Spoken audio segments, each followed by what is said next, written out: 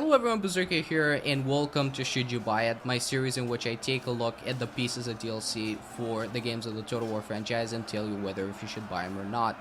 In this episode, I'm going to be taking a look at the Age of Charlemagne, which is the newest piece of DLC for Total War Attila at the time we're recording this video. So first of all, let's go over what the DLC includes. The DLC is your standard campaign pack in the sense that it adds a new playable campaign similar to the campaign packs in Rome 2 or the Last Roman DLC for Total War Attila. It is priced at €15 or your regional equivalent. The campaign itself is set in a different time period, which, as the title suggests, takes place during the reign of Charlemagne. The campaign lasts for 400 turns or 100 years, as each year takes 4 turns. The campaign map has been reworked to represent the time period, and it's also smaller compared to the campaign map in the vanilla, but it's more detailed in the sense that there are more provinces and more settlements that you can conquer.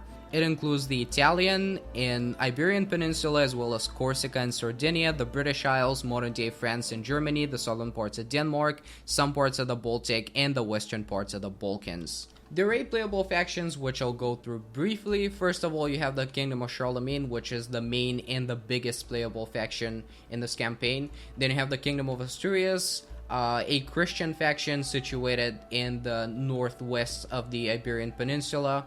Then you have the Avars, which are a Tengri faction, which starts at the very eastern parts of the map. Then you have the Emirate of Cordoba, which is the Muslim faction starting at the south parts of the Iberian Peninsula. Once again, a big faction compared to some of the others.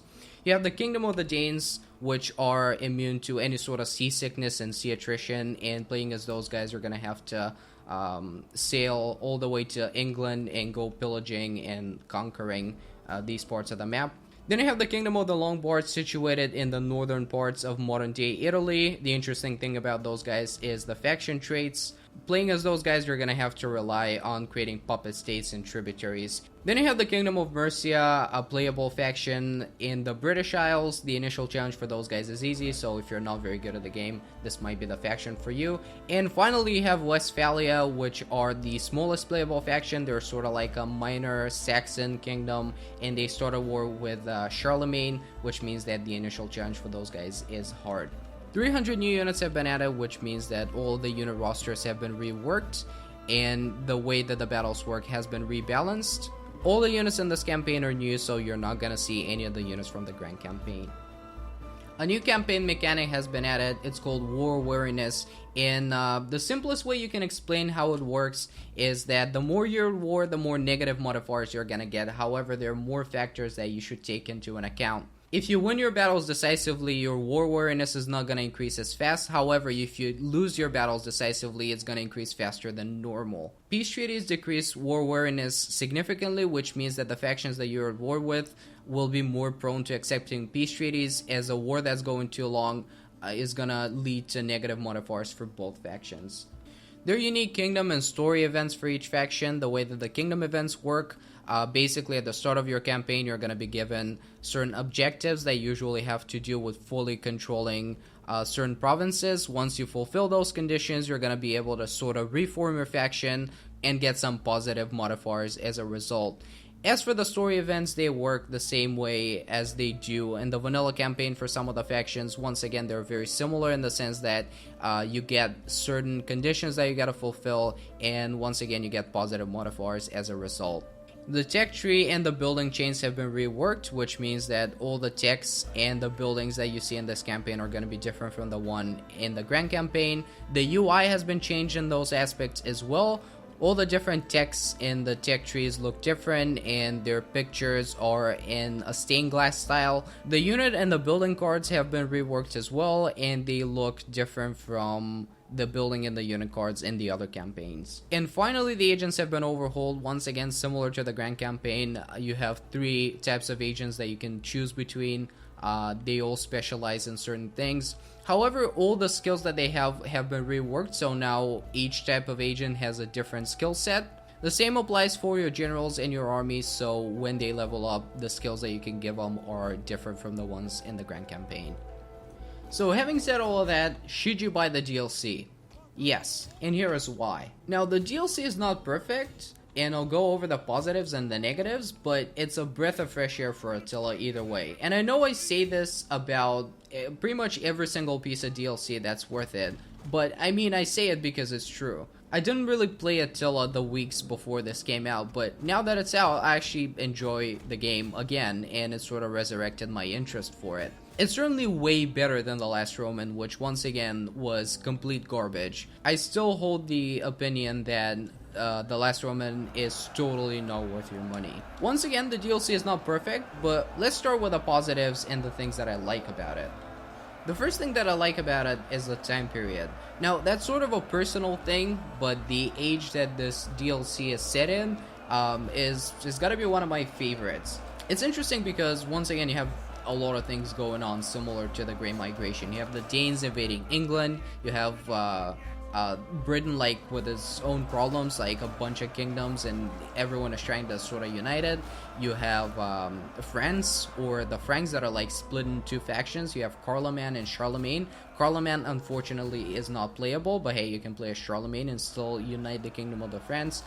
You have Christians fighting Muslims in Iberia, and you have the Avars in the very east of the map, like sort of like the western parts of the Balkans, fighting, the Christian factions and trying to gain a foothold in, the more western parts of Europe. Now, my first concern when I saw the campaign map was that it's too small and there are some factions that are left out, such as the Byzantine Empire, or the fact that, like North Africa is not part of the campaign map. However, now that the DLC is out and I've played it, I completely understand why they did that. This way, they can make the factions more distinct. There is no doubt that if the map was bigger, there would have been less attention put into every single faction, and you would have a lot of copy-paste factions similar to the Grand Campaign. So it's a good thing that they've left out some areas, but they have focused on the areas that are playable in the campaign, and all the factions are very, very different from each other, so that's a thing that I definitely like. Speaking of the factions, I really like the ones that are playable. First of all, when I saw the 8 playable factions, I was concerned about the fact that 4 out of the 8 factions are sort of like Christian West European factions. And I thought that they were going to be very, very similar in the way that they worked and, their unit rosters and all that stuff. But really, every single faction is interesting in a certain way, and there's definitely going to be something that you're going to like about each of those factions. I mean, you have the Emirate of Cordoba. They're a Muslim faction. They're the only Muslim faction, and they have, like, sort of completely different building chain and stuff like that. You have the Danes, which are the only, like, Germanic pagan faction, and, you gotta invade England and do a bunch of sacking and looting and stuff like that. You have the Kingdom of Mercia, which are sort of like your bread and butter faction, sort of, where, they're in England and they have a fairly standard unit roster, and, the initial challenge is easy, so it's a faction that's more, for beginners and stuff. You have the Kingdom of Charlemagne, very interesting. You gotta unite the Franks, create the Holy Roman Empire and stuff like that. You have the Avars, which are the only Tangri faction. They have a very interesting unit roster.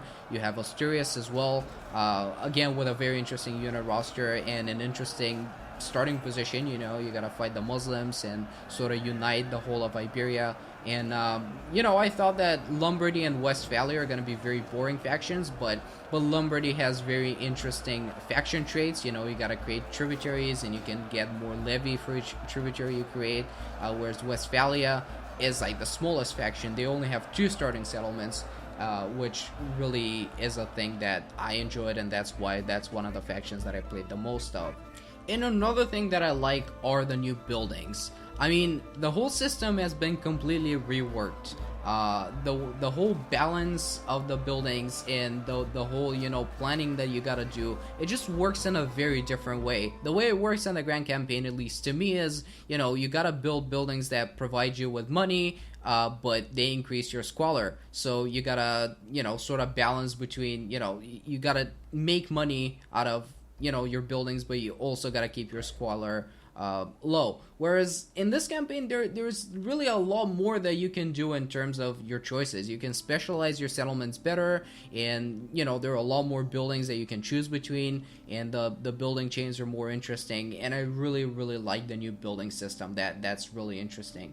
As for the new skill sets and stuff like that, I mean, they're different. I wouldn't say they're better necessarily, but they're different. So if you're sort of bored or you know, sick of the old skill sets that the agents and the generals in the armies have, I mean, those are a completely different set of skills that you can choose between. I also like the new unit balance. Now, I'm not a person that is very familiar, you know, with every single unit and the whole balancing. You know, I don't play multiplayer. There are people that are way more familiar with the way that the battles work in Attila. So I'd suggest watching their videos for a more in-depth analysis of the new unit rosters. But even I can feel that the battles have been completely rebalanced. For example, everyone knows, like, even if you have no experience with Attila at all, you will know that in the Grand Campaign, the melee cavalry units just dominate everything. Like, you can literally kill even elephants with melee cavalry. It's so overpowered. Whereas here, you don't really see that. The battles are just way more balanced, and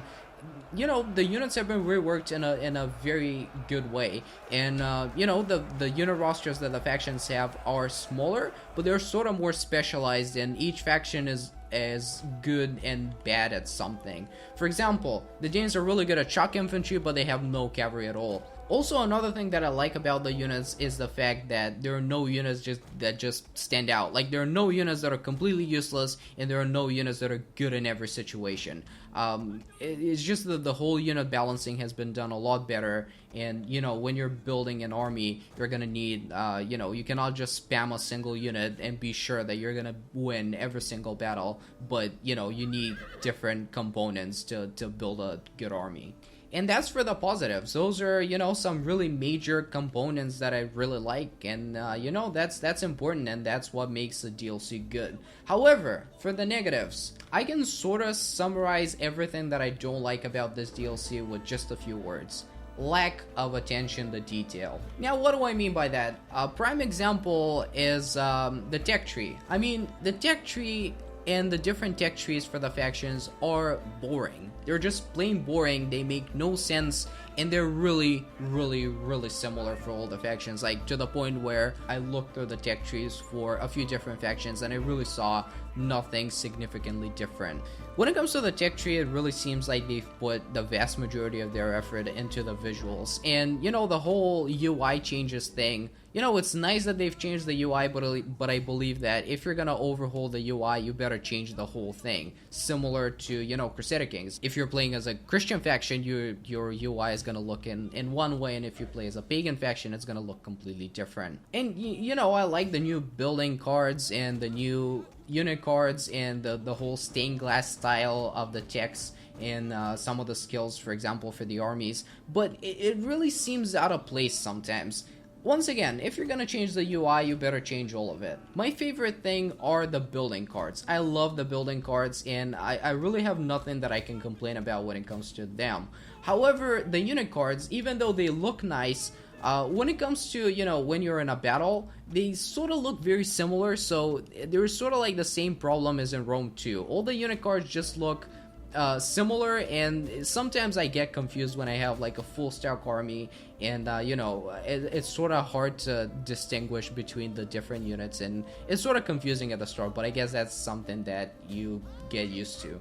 Also, another thing that just annoyed me a lot when it comes to the settlements, like the British settlements. You go to a British settlement and it's like a Christian faction, and you see like a pagan shrine right in the middle of it. You could have at least changed the settlements a little bit. I don't know why the British factions have the same set of settlements. Like, their settlements look the same as those of the pagans. You know, it's a Christian faction, and in the middle of your settlement you have like a bunch of, you know, pagan statues and stuff like that. It's just, once again, lack of attention to detail, and they could have very easily solved that. And the last problem that I have with it is sort of like an inherent problem with Attila. I hear a lot of people complain about it, but I feel like the auto-resolve is broken. I mean, it really doesn't calculate the balance very well, and I've won some decisive battles where, according to the auto-resolve like calculation, I had almost no chance of winning. And I noticed especially it gives, whenever you're sieging a settlement, you sort of see the attackers having an advantage over the defenders. Like it's very easy to auto-resolve a battle when you're sieging a settlement and get like a very good result out of it. Speaking of the sieges, that's actually something that I forgot to mention in the positives.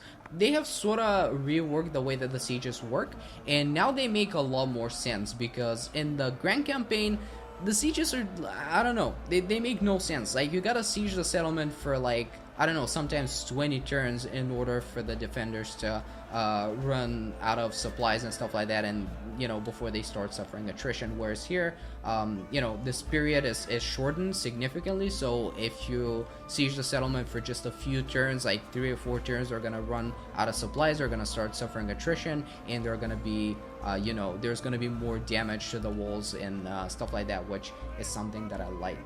So yeah, this is gonna be everything for this video. As usual, I really hope you enjoyed it. I decided to change the format a little bit, so any type of feedback is appreciated. So yeah, this is gonna be everything, and I'll see you next time. Goodbye.